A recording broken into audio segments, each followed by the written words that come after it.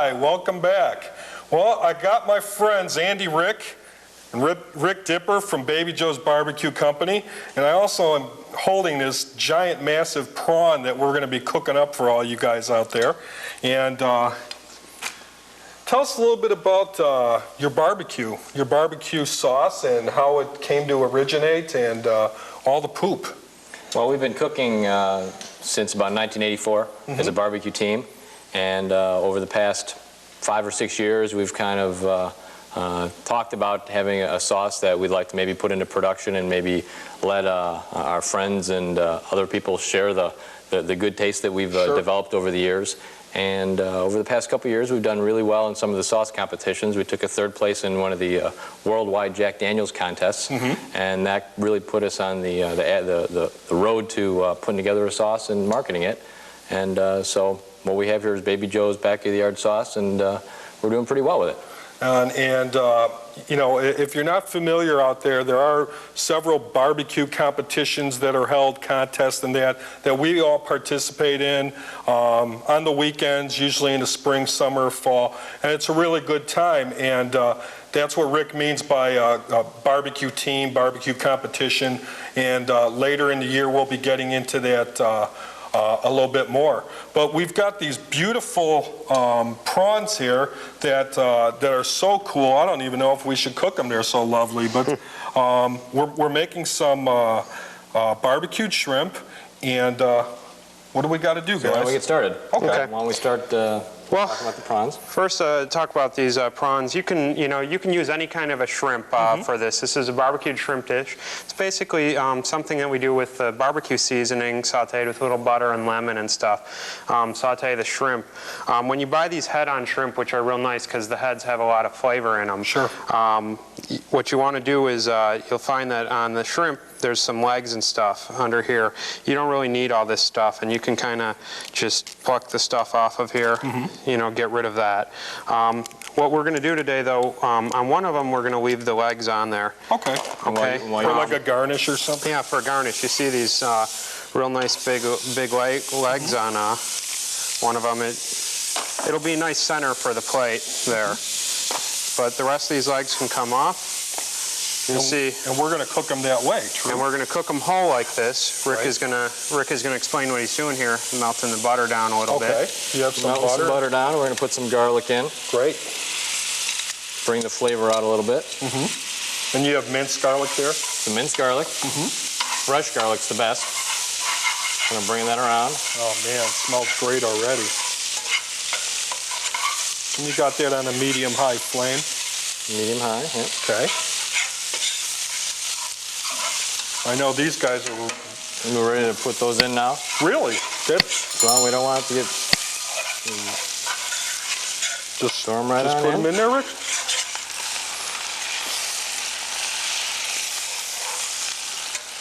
I'll mix them in there. The guy in the center, Andy, we're keeping for garnish? Yeah. Okay. Anywhere in there is fine.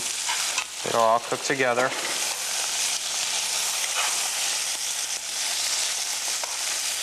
And these cook relatively quick, right? They will. They absolutely. So they start to pink up already. Any shrimp that you cook, you can go ahead and put the last one in there so that it all cooks at the same time. Okay, we'll do. Any kind of shrimp, one of the important things that we do when you're cooking shrimp, you want to make sure that you cook it on a medium-high heat, not too long. Shrimp have a lot of water in them, and so what'll happen, Larry, is if you overcook them, they'll shrink up into little rubber balls. Right. And, you know, you may pay a lot of money for some shrimp here, and if you dry them out, you know. And what good are they? Yeah. You've lost most of the weight and most of the flavor as well. So basically you cook them to the pink stage, and then because after you take them out, they're going to continue cooking, true? Exactly. So you don't want to overcook your shrimp. So you can see they're starting to get pink already. And that kaleidoscope of spices and herbs smells fantastic. What did you put in there? Was there... So what we had was some cayenne pepper and some thyme. Okay. And some salt and pepper. Yeah. And then we put some lemon juice in there. Okay. And just kind of mixing it all together and just kind of cook it until the shrimp finish their cooking. And Well, if you guys had smell-o-vision, you could see what I'm savoring right now, because this is awesome. Now, you could use any type of shrimp, true? Yeah. The bigger shrimp, which tend to cost more, are also better tasting. I mean, there's a reason for their price. But you can use a smaller shrimp. You know, some of the 45 to 50 count shrimp are fine for that. Okay. You know, and you put more in there. Just one of the things that you'll see, even if you can get the head on, they're great. They're great for shell. If not, a shell-on shrimp is what we prefer. Okay. When you cook like this kind of a thing, the shell tends to preserve a lot of the juice and a lot of the flavor inside the shrimp, and that's one of the things that we like to do. It's also a fun thing to do, to break open the shell, and it's a little bit messy, but it's good fun, and that's what barbecue is about. Yeah, that's true. And if you can't get the stuff all over your hands and stuff, I mean, what's the point? This is a meal that you're probably going to have a harder time eating with a knife and fork, as opposed to just ripping that shell off and eating it with your fingers. Oh man, that Looks good. Smells good. Let me ask you something. With this recipe, can people adapt this with other types of seafood, say scallops? Yeah, sure they could. Now, if you saw, Rick's put a lot of flavor into here. Yeah.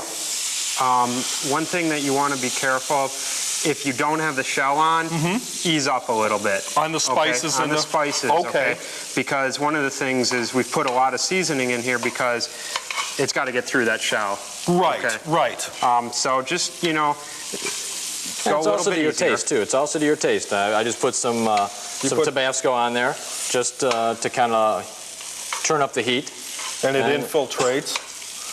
Yeah, and I'm one who likes, very spicy. If I was making this at home or whatever, I'd probably load up on the Tabasco and the cayenne, but there's really no rules, right? Right. That's the beauty about cooking. You can certainly adapt everything to your taste. If you like it hot, you can turn it up and add a lot. If you don't, you can turn it down a notch and savor more of the actual taste of the food and not let it the spices overpower it. Sure. And that looks fantastic. I mean, it just turned right orange really quick, and it smells heavenly. You can see the tails are curling up, which is another sign that they're getting close. It smells awesome. If you can smell this would, it's a treat not only to your eyes but to your senses. Well, we're just about wrapping it up here. Can you do this with like lobster tails in the shell? Sure. Okay. That would be great. Any kind of shellfish really Any would, type of would shellfish? work well. Like mussels or clams? Mussels would be fine. Yeah, anything would work really. With mussels, you might want to spritz a little bit of wine in the pan as well. To get a little steam. Sometimes that helps open up the mussels and cover them for a minute, so that they open up on you. You could even do this with a nice swordfish or a piece of tuna or something. Sure. Almost like a blackened type of a thing. Okay. Now with tuna, if you were to cook that, would you leave the like medium rare? Like you see people cook tuna. I prefer tuna medium rare. Okay. Yeah, that's the preferred way of cooking it. Yeah. Yeah. But yeah, I could see actually using this recipe and cooking like lobster tails or maybe even those crab claws or Dungeness crab claws when they're in season. Which would be on your same seafood type of theme, but you'd be using your spices and your hot sauce and things like that. So what this does is kind of give you a little sense of, as we were talking about, barbecuing on the inside and getting the barbecue flavor. Sure. Doing it inside instead of doing it outdoors with, over a grill. Right. And that's the thing, because a lot of people like the taste from the outdoors, but they don't want to go outside and do it, so you kind of have to adapt and bring these flavors inside. Well, why don't we plate these bad boys up, and if I can grab this platter for you. Okay. I'm gonna cut up a little bit of green onions for garnish here. Okay. As we Man, the crew is licking their chops. This smell is like infiltrating the hallway here. I'll put a couple more on here. That's probably good. Okay. Okay. If we lay a couple green onions across, you know, Great. like that, and then just sprinkle some on. Oh, fantastic. You know, if we have a little bit of lemon, you can always put some pieces of lemon around here too, to give it a little bit more color. Smells wonderful. Oh man, Doesn't you it? guys did Doesn't great. And if we could put it over there on the serving table. Okay. Barbecue shrimp. Barbecue shrimp, done the easy way with Baby Joe's, Andy and Rick. We're going to take a short break, and we'll be right back. Hang in there.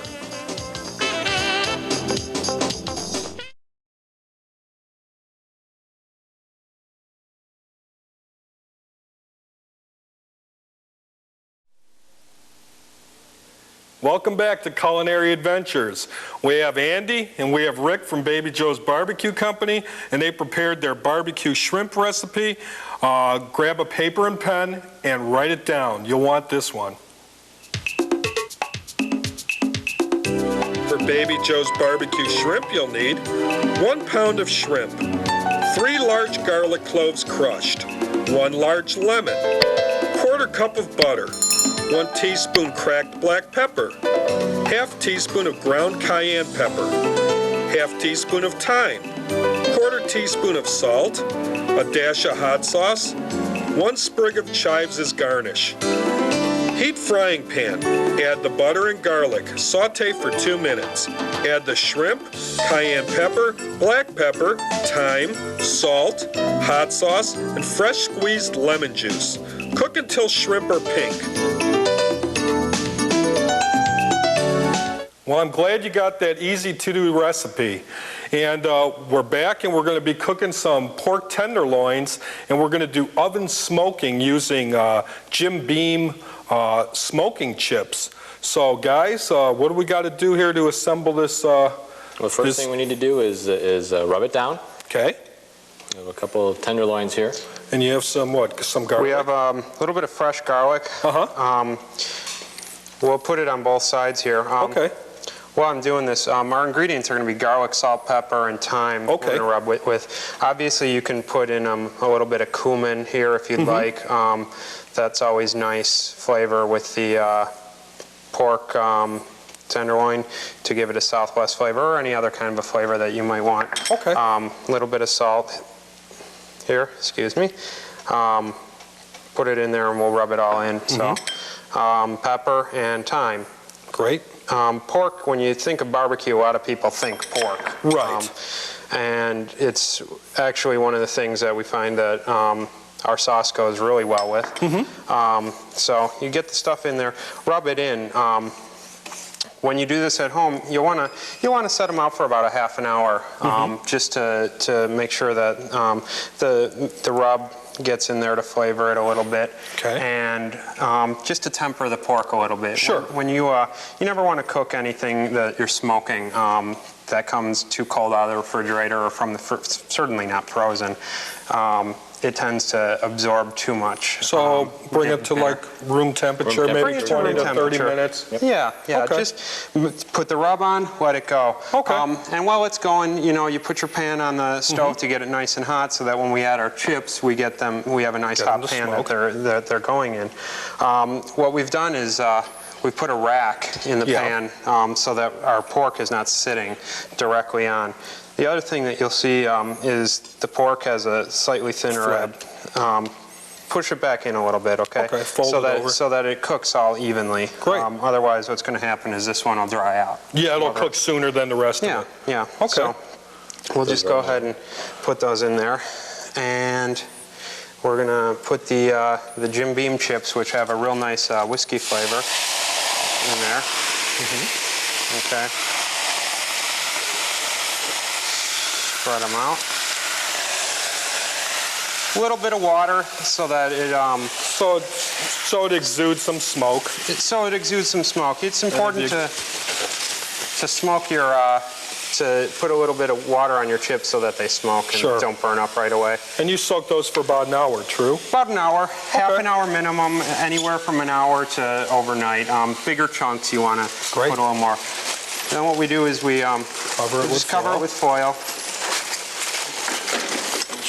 And that'll keep the smoke in to give it the outdoor effect that we're looking for. Exactly. Okay. It's great if, you know, if you don't have a gas grill outside or something, or, you know, you don't want to go outside. You do want to let a little bit of smoke out, just the same as your gas grill. We'll put a couple holes in it so that it doesn't sit there and linger in the smoke. When the smoke lingers on meat, it'll tend to make it a little bit bitter. So we want to do that. Once we got it nice hot, about a 350, 375 oven, and we'll pop that in the oven and let it go for anywhere from about 45 minutes to a half an hour. Okay. But we or half an hour to 45 minutes, excuse me. But to give it that effect initially, we started with it on the burner. We started with it on the burner. The reason we do that is so that the pan is nice and hot. Sure. You know, while it's cooking, you can get yourself some vegetables together and stuff, you know, to do an oven roasted vegetables. We've already done that ahead today. And we have some oven roasted vegetables and some cornbread and some mixed greens, which will look beautiful on the plate. You know, it's a nice plate. It's a nice, healthy meal. Pork tenderloin is real lean. There's a little bit of fat on the outside of it. Inside, it has almost no marbling. So, like, when you take it out, you want to test it with a thermometer, make sure it's about 155. Okay. And, you know, it's a great meat. It's great. I know. Yeah, that's a good part of the pork when you compare it to your shoulders or your Boston butts, where you have a lot of fat marbled in there. There's a distinct difference in how you want to cook a tenderloin versus a more fatty kind of meat like that. Because on a Boston butt or a picnic arm or something like that, you have your fat marbling, so you want to cook it at lower degrees so the fat marbles and adds to the flavor because your flavor's in the fat. Yeah. And then, you know, especially if you're using a rub, mixing in with that fat, it would baste the meat, technically. Yeah, so for like a Boston butt, you know, you literally cook it for 12 hours. Right. You know, you could get it down to a 200 to 225 temperature, and you'd smoke it for a good long time. You smoke it low at a low temperature for a long time, and that's what really gets the flavors into the meat itself, and really gives you that good smoky kind of flavor. Right, which people can associate pulled pork or pork sandwiches being your Boston butts or your picnic cut from the pork shoulder, whereas here this is the tenderloin, and not to be confused with the pork loin itself, which is a different cut in it, you know, in itself, whereas the tenderloin is a thinner, leaner cut. But it's all the same. It's all the same premise as far as getting your smoky flavor and rubbing it down with a rub or something like that. Is it not? Yes. Yeah. It's the same concept. You want to get the smoke flavor into the meat, into the pork. So as we bring out a finished piece, you can see that when we slice it open, we'll see that there's a nice smoke ring to it. And that was in the oven for roughly, what, 45, 50 minutes? Yeah. You take a temperature on it, and if you want a little bit more color on it, take the foil off the last 5 minutes. Okay. You know, that'll brown it at the end. And yeah, like you say, you could do this with a pork loin, like a Canadian loin. Sure. But you wouldn't want to do this smoked chips in your oven for a butt. But well, let's cut it open. Let's take a look. Let's take a look. Yeah. Beautiful. This one could be just a little bit, you know, overdone here, but it'll be real nice at any rate. So one of these weighs about approximately a pound. So you can get a good 2 servings out of it. Okay. And we'll present that on the plate and put a little bit of barbecue sauce on it. Okay.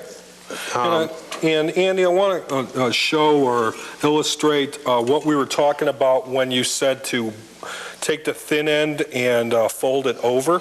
Exactly. Okay.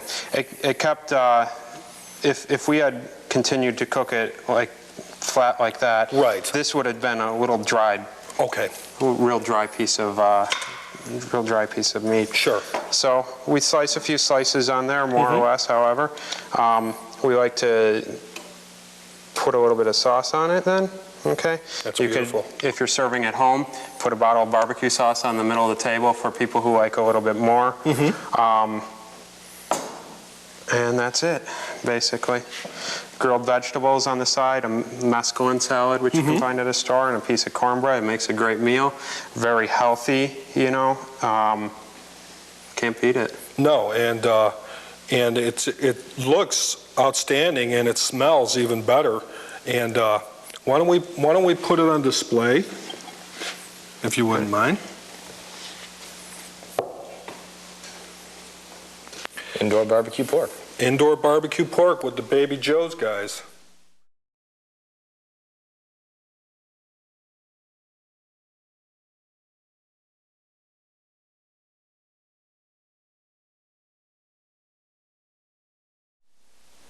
Welcome back to Culinary Adventures. Indoor smoked pork tenderloin. And here's the recipe. For the indoor smoked pork tenderloin, you'll need 3 pounds of pork tenderloin, 2 large garlic cloves crushed, 2 teaspoons crushed black pepper, 1 teaspoon of thyme, 1 teaspoon of salt, 1 cup of wood chips for smoking, soaked in water. Bring pork to room temperature and season with garlic, pepper, thyme, and salt. Place drained wood chips at bottom of grate. Place pork on rack above wood chips and cover. Cook for 45 to 55 minutes at 375 degrees to an internal temperature of 155 degrees. Remove from the oven and slice on an angle for service. And I want to thank the guys from Baby Joe's Barbecue Company for coming into our interactive kitchen and preparing a couple meals for us. And this place smells wonderful, guys. You did a really nice job, and I really appreciate having you. Thanks for having us. Thanks, Andy. Thanks for having us. Appreciate Mr. it. Dipper, thanks a lot. And for all you out there in our viewing audience, you can get these recipes and also chef profiles at our website, which is novaplaza.com/bbqman, and you click on the Culinary Adventures logo, and we have the recipes, guest profiles, and everything else you want to know about us right there at your fingertips or on your PC. So until next time, have a great culinary adventure, and make sure you get your boarding pass for our next show. I'm Larry Gerber, the Barbecue Man. Have a great day. We'll see ya.